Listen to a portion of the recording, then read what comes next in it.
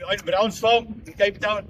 Captain Dubeni, the Sergeant Commander of the Satellite Police Station here. The community leaders, community, and South African police officers.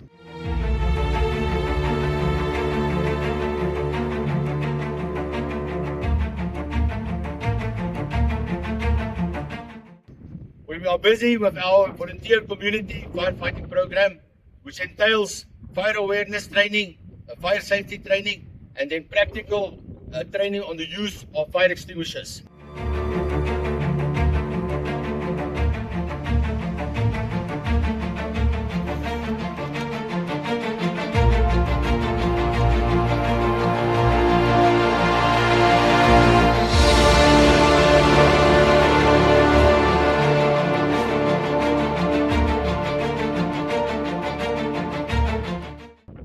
We've seen a lot of big fires over the last 2 months in Cape Town, more than usually.